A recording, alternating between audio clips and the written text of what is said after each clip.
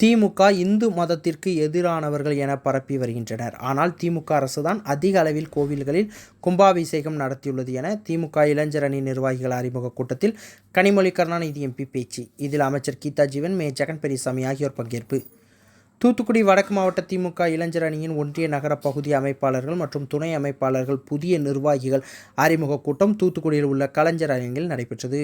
தூத்துக்குடி வடக்கு மாவட்ட திமுக இளைஞர் அணி அமைப்பாளர் மதியழகன் தலைமையில் நடைபெற்ற இந்த அறிமுக கூட்டத்தில் திமுக துணை பொதுச் செயலாளரும் தூத்துக்குடி பாராளுமன்ற உறுப்பினருமான கனிமொழி கருணாநிதி எம்பி, வடக்கு மாவட்ட திமுக செயலாளரும் சமூக நலன் மற்றும் மகளிர் உரிமைத்துறை அமைச்சருமான கீதா ஜீவன் ஆகியோர் கலந்து கொண்டு புதிதாக தேர்வு செய்யப்பட்ட இளைஞர் அணி நிர்வாகிகளுக்கு மினி புத்தகங்களை வழங்கி ஆலோசனைகளை வழங்கினர். தொடர்ந்து பேசிய திமுக துணை பொதுச் செயலாளர் கனிமொழி கருணாநிதி எம்பி, சமூக வலைதளங்கள் தற்பொழுது மக்களை எளிதாக மாற்றக்கூடியதாக உள்ளது. சிலர் சமூக வலைதளங்களில் மட்டுமே அரசியல் செய்து வருகிறார்கள், களத்துக்கு வருவதில்லை எனவும் பொய்யான தகவல்களை பரப்பி வருகின்றனர். இதை தடுக்கும் வகையில் உண்மை தகவல்களை நாம் தீர விசாரித்து கருத்து வழங்க வேண்டும் என்றார். மேலும் திமுக இந்து மதத்திற்கு எதிரானவர்கள் என பரப்பி வருகின்றனர். ஆனால் திமுக அரசுதான் அதிக அளவில் கோவில்களில் கும்பாபிஷேகம் நடத்தியுள்ளது. அது மட்டுமின்றி ஆக்கிரமிப்பு செய்யப்பட்ட கோவில் நிலங்களை மீட்டுள்ளது. கோவில்களுக்கு பாதுகாப்பாக இருக்கக்கூடிய ஆட்சி திமுக ஆட்சி தான். கோவில்களை தங்களிடம் வழங்கி விடுங்கள் என சிலர் தெரிவித்து வருகின்றனர். இப்படி வழங்கிவிட்டால் கோவில் சொத்துக்கள் என்னவாகும் என்பதை மக்களிடம் நான் தெரிவிக்க வேண்டும். வரக்கூடிய தேர்தல் எவ்வளவு முக்கியமான தேர்தல் என்பது அனைவருக்கும் தெரியும். தமிழ்நாட்டுக்கு மட்டுமின்றி நாட்டுக்கும் இது முக்கியமான தேர்தல் என தெரிவித்தார். மேலும் வரக்கூடிய எதிர்காலம் என்பது அனைவருக்கும் நல்லது நடக்கக்கூடிய எதிர்காலமாக, சமூக நீதியை உள்ளடக்கிய எதிர்காலமாக இருக்க வேண்டும். திமுக நாட்டின் நம்பிக்கைக்குரிய இயக்கமாக இருந்து வருகின்றது. எதிர்க்கட்சியில் இருக்கக்கூடிய அதிமுக தொடர்ந்து பிஜேபி விமர்சனம் செய்துவிட்டு தற்பொழுது பாஜகவுடன் ஒட்டி கொண்டுள்ளது. கேவலமான மோசமான துரோகத்தை யாரும் செய்ய முடியாது. வருகின்ற தேர்தலில் தமிழகத்திற்கு எதிரானவர்களுக்கு துரோகிகளுக்கு இடையில்தான் என்பதை உணர்ந்து கொண்டு நாம் பணியாற்ற வேண்டும் என கேட்டுக்கொண்டார்.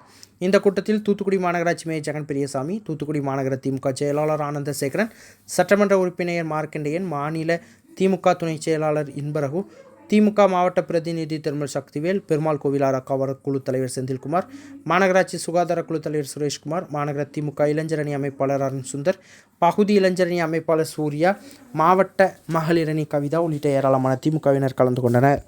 அளவிற்கு இன்னைக்கு சோஷியல் மீடியா அப்படிங்கிறது, இணையதளம் அப்படிங்கிறது மிக முக்கியமான ஒன்றாக மாறிக்கொண்டிருக்கக்கூடிய ஒரு சூழலை பார்த்து கொண்டிருக்கிறோம்.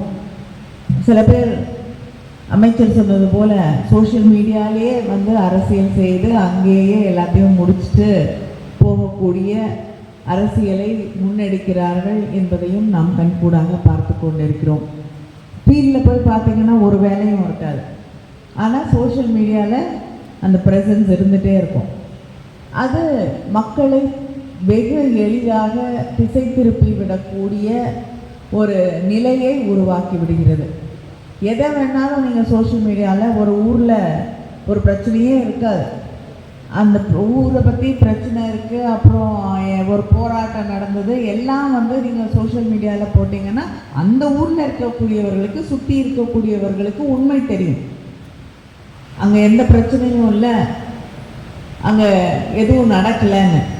ஆனால் தூத்துக்குடியில் இருக்கக்கூடிய ஒரு சின்ன ஊரை பற்றி நீங்கள் சோஷியல் மீடியாவில் போட்டிங்கன்னா அது சென்னையில் இருக்கக்கூடியவர்களுக்கு தெரிவதற்கு வாய்ப்பில்லை. அதையும் தாண்டி போனீங்கன்னா மகாராஷ்டிராவில் இருக்கக்கூடியவர்கள் நிஜம் என்று நம்புவார்கள். இதுதான் இன்று பல பேர் வசதியாக பயன்படுத்தி கொண்டிருக்கக்கூடிய ஒன்றாக மாறிக்கொண்டிருக்கிறது என்பதை நாம் புரிந்து கொள்ள வேண்டும். ஆனால் நம்முடைய கடமை என்னன்னா, நம்ம அந்த ஊரில் இருக்கோம் இல்லையா, எந்த ஊரில் ஒரு பிரச்சனை நடக்குதுன்னு சொல்கிறாங்க இல்லையா, அந்த நம்முடைய கடமை அந்த ஊரில் இருக்கக்கூடிய நாம், இல்லைன்னா நமக்கு பக்கத்து ஊர் 2 ஊர் தள்ளி அந்த இடம் இருக்குன்னா அங்கே நேரடியாக போய் சென்று அங்கிருந்து கள நிலவரத்தை உலகத்திற்கு எடுத்து சொல்லக்கூடிய கடமை, கடப்பாடு நமக்கு இருக்கிறது என்பதை நாம் உணர்ந்து கொண்டு செயல்பட வேண்டும். ஒவ்வொரு இடத்துலையும் சாதாரணமாக சொல்லக்கூடிய ஒரு விஷயம், திமுக இந்து மதத்துக்கு எதிரானவர்கள், கோயிலெல்லாம் மூடிடுறாங்க அப்படின்னு. ஆனால் அதிகமாக அளவுக்கு கும்பாபிஷேகங்களை, கோயில் நிலங்களை மீட்டிருப்பது நம்முடைய திராவிட முன்னேற்ற கழக ஆட்சியிலே தான். கோயிலுக்கு பாதுகாப்பாக இருக்கக்கூடிய ஆட்சி திராவிட முன்னேற்ற கழக ஆட்சி. ஆனால் இவங்க என்ன சொல்லுவாங்க, கோயிலை திருப்பி கொடுத்துருங்கன்னு. யாருக்கிட்ட திருப்பி கொடுக்குறதுன்னு முதல்ல சொல்லுங்க. ஏன்னா இந்த கோயிலை கட்டியது மக்களுடைய வரி பணத்திலே அரசர்கள் கட்டிய கோயில்கள். பெரும்பாலான கோயில்கள் தனியார் கட்டுறதை தவிர பெரும்பாலான கோயில்கள் அரசர்கள் கட்டிய கோயில். மக்களுடைய வரி பணத்திலே கட்டியது, மக்களுக்காக கட்டியது. அது மறுபடியும் அரசாங்கத்தின் கையில் தான் இருக்க முடியும். திருப்பி கொண்டு போய் யார்கிட்டையும் கொடுக்க முடியாது. அது திருப்பி கொடுத்தா அந்த கோயில் சொத்து என்ன ஆகும், எங்க போகுங்கிறது எங்களுக்கும் தெரியும். இதை நாம் மக்களுக்கு தெளிவுபடுத்த வேண்டும். இப்படி ஒவ்வொன்றா தொடர்ந்து பொய்களையே அவர்கள் சொல்லிக் கொண்டிருக்கக்கூடிய சூழல். ஒரு ஊர்ல தண்ணியே வரலன்னு வாங்க, அங்க எந்த பிரச்சனையும் இருக்காது. இது நமக்கு கண்கூடாக தெரியும். இல்லைன்னா இன்னொரு ஊர்ல 7 வருஷமா தண்ணி கட்டி கிடக்குன்னு வாங்க. அந்த அளவுக்கு தூத்துக்குடியில மழை வந்துச்சுன்னா நம்ம எங்கேயோ இருப்போம். ஆனா இதை எல்லாம் தெளிவுபடுத்த வேண்டிய வாய்ப்பு நமக்கு இன்னைக்கு இந்த சோஷியல் மீடியா வழியா நமக்கு தரப்பட்டிருக்கிறது என்பதை நாம் உணர்ந்து கொள்ள வேண்டும். அதனால இன்னைக்கு உங்களுக்கு தரப்படக்கூடிய இந்த பயிற்சியை நீங்கள் சரியாக பயன்படுத்தி கொண்டு புரிந்து கொண்டு இன்னைக்கு சோஷியல் மீடியாவோட ஸ்ட்ரென்த் என்ன அப்படிங்கிறது தெரிந்து கொண்டு நீங்கள் அதை தொடர்ந்து அதில் ஆக்டிவாக இருக்கணும். நம்ம இயக்கத்தை பற்றி, தலைவர்களை பற்றி, கட்சியை பற்றி அவர்கள் பரப்பக்கூடிய பொய்யான செய்திகளுக்கு உங்களுக்கு யாருக்கும் பதில் சொல்ல தெரியாமல் இல்லை. பதில் சொல்ல முடியும். நம்ம சொல்றது சரியா தப்பான்லாம் யோசிக்க வேண்டியதில்லை. உங்களுக்கு தெரிந்த பதிலை நாகரீகமாக அந்த பதிலை பதிவு செய்யுங்கள், அது போதும். அதை தாண்டி நிச்சயமாக வரக்கூடிய தேர்தல் அது எவ்வளவு முக்கியமான தேர்தல் அப்படிங்கிறது உங்களுக்கு புரியும். இது தமிழ்நாட்டுக்கு மட்டுமில்லை, இந்த நாட்டுக்கே மிக முக்கியமான தேர்தல் என்பதை இங்கே இருக்கக்கூடிய அத்தனை இளைஞர்களும் உணர்ந்து கொள்ள வேண்டும். அவங்க சொன்னது போல எதிர்காலம் உங்கள் கைகளிலே இருக்கிறது அப்படிங்கிறத திரும்ப திரும்ப எல்லாரும் சொல்லக்கூடிய விஷயம்தான். ஆனால் அந்த எதிர்காலம் ஒரு நல்ல எதிர்காலமாக, எல்லாருக்கும் வாய்ப்பளிக்கக்கூடிய எதிர்காலமாக, சமூக நீதியை உள்ளடக்கிய எதிர்காலமாக, உங்களுடைய பிள்ளைகளுக்கு இந்த சமூகத்திலே மரியாதை, சுயமரியாதை கிடைக்கக்கூடிய ஒரு எதிர்காலமாக அமைய வேண்டும் என்றால் இன்னைக்கு இந்தியாவிலேயே இந்திய மக்களுடைய உரிமைகளுக்காக, தமிழ்நாட்டு மக்களுக்கு உரிமைகளுக்காக, ஒடுக்கப்பட்ட மக்களின் உரிமைகளுக்காக, ஒதுக்கப்பட்ட மக்களின் உரிமைகளுக்காக தொடர்ந்து குரல் கொடுத்து கொண்டிருக்கக்கூடிய, சிறுபான்மையின மக்களுக்காக தொடர்ந்து குரல் கொடுத்து கொண்டிருக்கக்கூடிய ஒரே மாநிலம் தமிழ்நாடு. அதன் முதலமைச்சர் நம்முடைய அண்ணன் தளபதி அவர்கள் என்பதை நினைவிலே வைத்துக் கொள்ளுங்கள். இந்த குரல் தொடர்ந்து ஒலித்தால்தான் இந்த நாட்டை நாம் பாதுகாப்பாக வைத்திருக்க முடியும், இந்த நாட்டை நாம் காப்பாற்ற முடியும். இந்த நாட்டில் இருக்கக்கூடிய ஒரு சில நம்பிக்கை கீற்றுகளிலே நாம் மிக முக்கியமான ஒரு இடத்திலே இருக்கிறோம் என்பதை நாம் உணர்ந்து கொள்ள வேண்டும்.